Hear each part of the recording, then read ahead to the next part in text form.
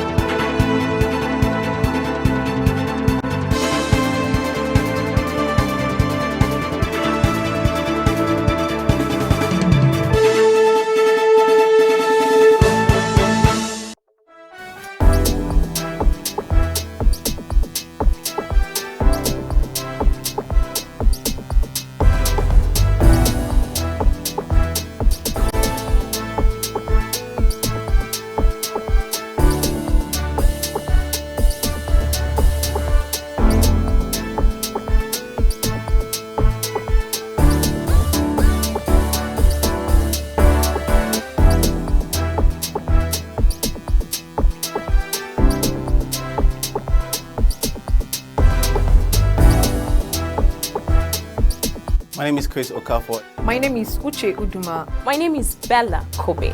My name is Mono Balagobo. My name is Dorkon Rimdan, and you're watching Nigerian Central Television.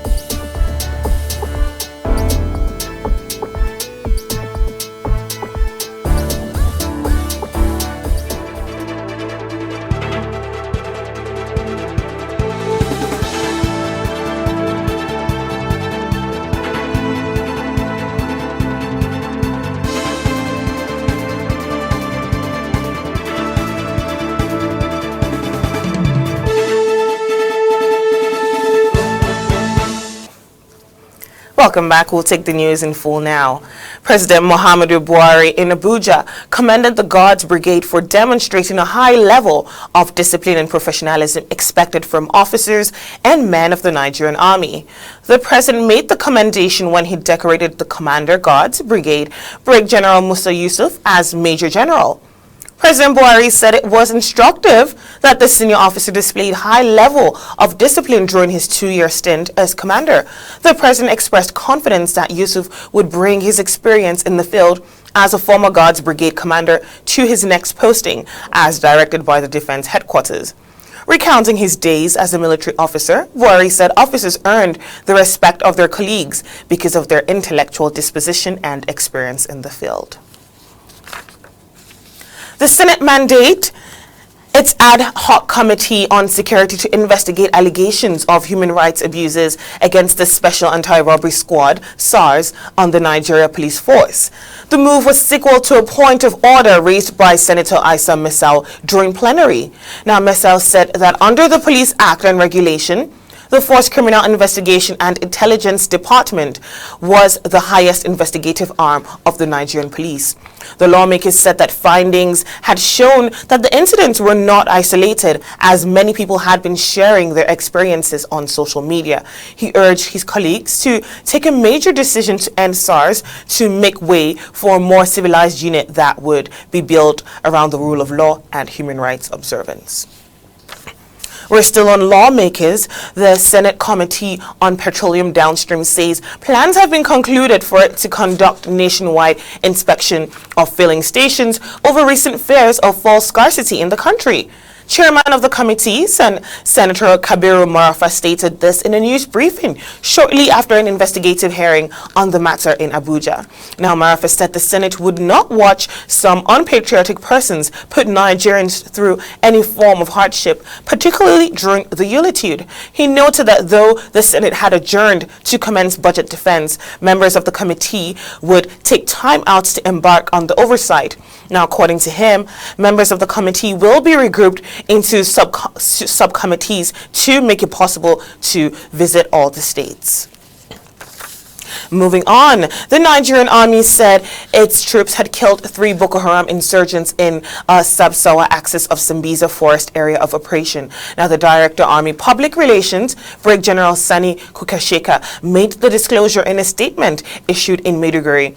Kukasheka said that the troops killed the insurgents in an ambush on Monday at Sub-Sawa while trying to cross into Tango's area. Now, he further disclosed that the troops recovered an AK-47 rifle and improvised explosive devices from the insurgents. Now, in another development, the federal government in Abuja inaugurated an 11-member committee to organize a state burial for late former Vice President Dr. Alex Ekweme, who died on November 19th in London.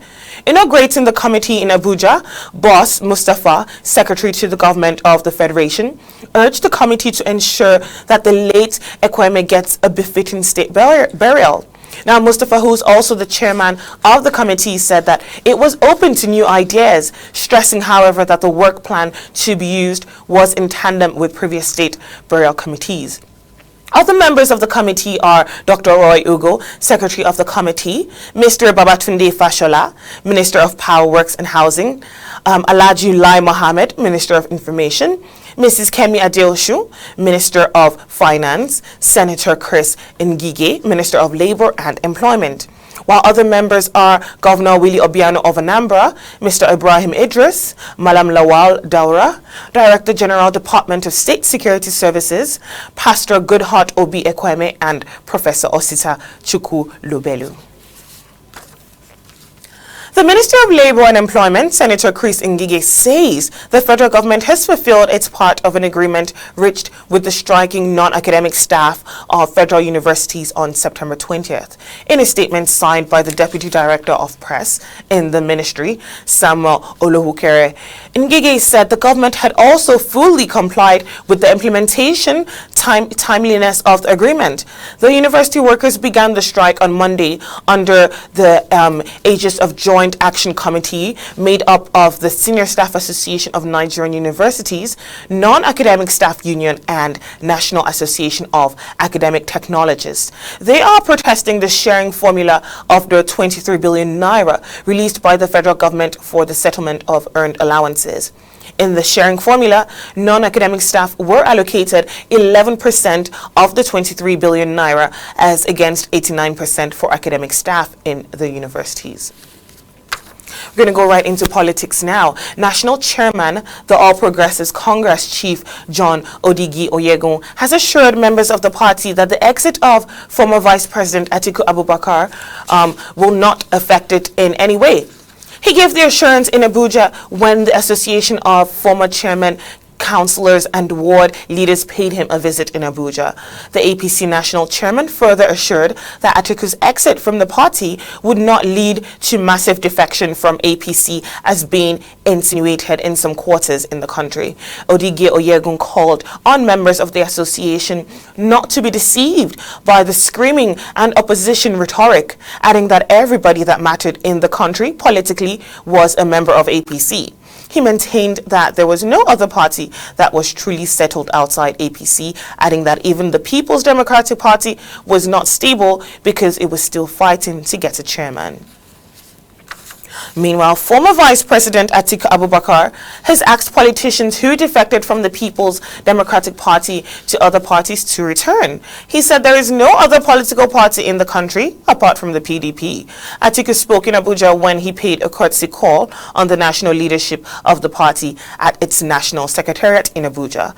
The former vice president had resigned his membership of the All Progressives Congress about a week ago without joining any other political party. However, on Sunday, he announced that he had returned to the PDP, which he left in 2014 with others to form the APC. Now, accompanied by his loyalists and praise signers, Atiku heaped praises on the Senator Ahmed McCarthy-led National Caretaker Committee of the PDP for remaining steadfast. He said he was very grateful to the leadership of the party for granting him the opportunity to visit the party despite the tight schedule of its leaders. We're still on politics. The Northern Elders Forum has denied the media report that suggested the forum has approved the purported second-term bid of President Muhammadu Buhari. The forum's convener, Paul Uwongo, was quoted in an interview that President Buhari had been adopted as the candidate of the North. A statement issued in Abuja by the forum's director of logistics at its national secretariat, Captain Bashir Sodangi, said all the views expressed by Unongo in the said interview presented his personal opinion and not that of NEF. The statement pointed out that the forum, which had met since September 2017, had never discussed the politics of 2019, not to talk of adopting a candidate. The NEF, while thanking Nigerians for their concern and cooperation, also urged them to be patient. You're still watching NCTV News on the hour of 8, and still to come, Nigerian Stock Exchange All-Share Index hits 38,000 marks. Government promises support for bobsled and skeleton athletes. And Dangote Elon Musk in Bloomberg's 50 most influential. Details after the break. Please stay with us.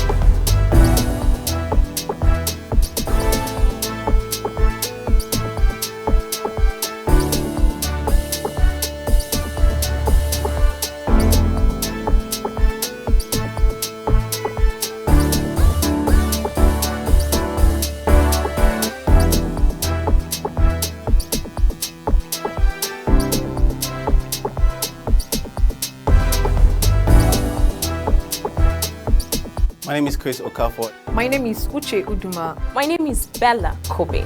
My name is Mono Balagobo. My name is Dorcon Mimdan, and you're watching Nigerian Central Television.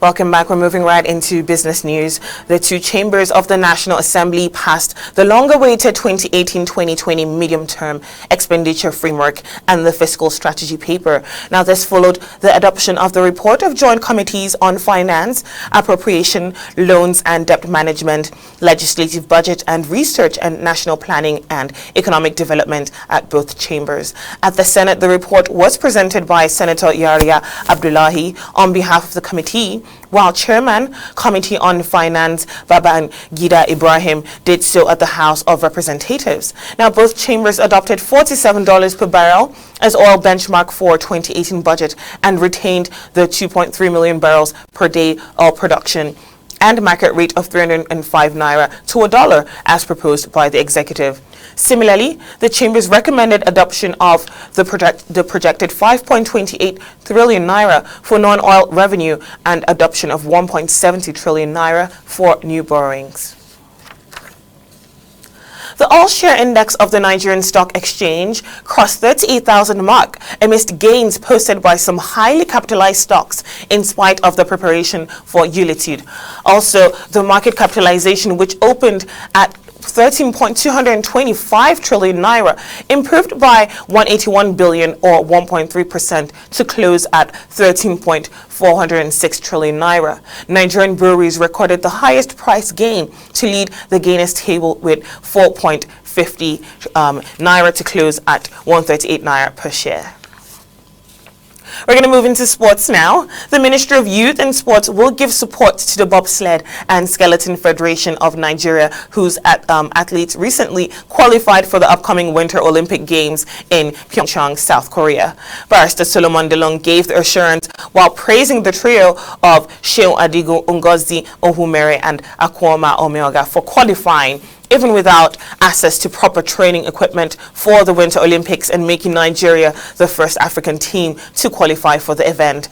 Barrister DeLong assured that if the National Assembly approves an upward review of its budgetary allocation to the ministry, it will consider grants to the athletes to participate at the Winter Games. Sports Minister Solomon DeLong disclosed that the federal government will spend about 3 billion naira on Super Eagles for the FIFA World Cup tournament holding in Russia next year. Addressing State House correspondents after meeting President Muhammadu Buhari, the minister said the budget for the competition had been sent to the president for a special intervention. DeLong said parts of the funds would be needed for training, stressing that his ministry would ensure that the government makes the money available. Now, the minister also stated that a very strong federal government's delegation would be mobilized to Russia to support the Eagles and intimidate the team's opponents. And of course, in entertainment news, Africa's leading industrialist and its richest, Aliko Dangote, was honored at the Bloomberg 50 Annual Gala dinner at New York's iconic Gotham Hall. Bloomberg's list of 50 most influential names who have had an impact on the world in 2017 included Dangote for his outstanding commitment of over $4 billion to increase Nigeria's food production capacity. Represented in New York by the CEO of his foundation, Dangote was joined by electric car visionary Elon Musk, Saudi Crown Prince Mohammed bin Salman, Beatrice Finn, anti-nuclear weapons advocate and Nobel Peace laureate, Amazon's Jeff Bezos, Robert Mueller, special counsel investigating Donald Trump's potential collusion with Russia, and Vitalik Buterin, whose invention of the cryptocurrency Ethereum is revolutionizing the new blockchain craze. Now, Dangote and South Africa-born Elon Musk were the only Africans honored. Dangote's contribution to the world this year revolves around his dynamic attention to lessen food imports into his own country and Africa's largest nation, Nigeria, by focusing on domestic production of sugar and dairy, with 500 million liters of Nigerian milk to be produced by 2019. Earlier this year, he announced a $50 billion plan to invest in renewable energy. Now, Kiss Daniel seems to be unperturbed by the court threats issued by his former record label, G Worldwide Entertainment. Earlier, a statement by G Worldwide had revealed that the label is taking legal action against the 23-year-old Yeba crooner.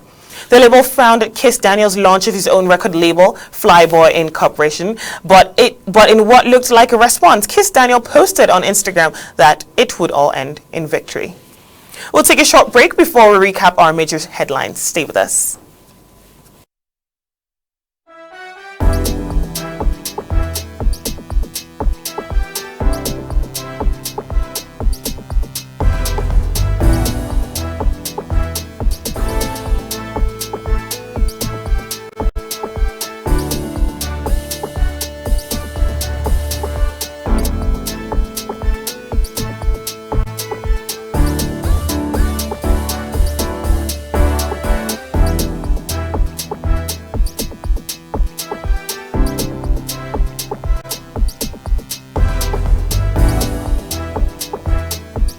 My name is Chris Okafor. My name is Uche Uduma. My name is Bella Kobe. My name is Mono Balagobo. My name is Dorcon Mimdan, and you're watching Nigerian Central Television.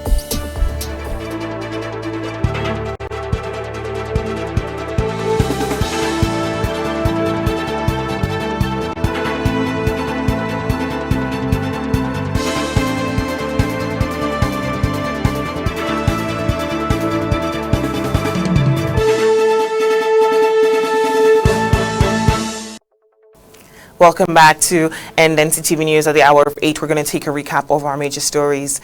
The Senate mandated its ad hoc committee on security to investigate allegations of human rights abuses against the Special Anti-Robbery Squad, SARS, on the Nigeria Police Force. The Northern Elders Forum has denied the media report which suggested that the forum has approved the purported second-term bid of President Muhammadu Buhari.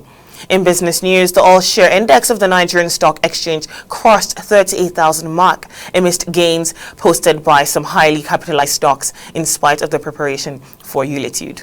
And in sports news, the Ministry of Youth and Sports will give support to the Bobsled and Skeleton Federation of Nigeria, whose athletes recently qualified for the upcoming Winter Olympic Games in Pyeongchang, South Korea. And of course, in entertainment news, Africa's leading industrialist and its richest, Aliko Dangote, was honored at the Bloomberg 50th Annual Gala Dinner at New York's iconic Gotham Hall. That's it for this morning. Thank you for joining us. Once again, I am Folake Adesugba, wishing you a pleasant morning.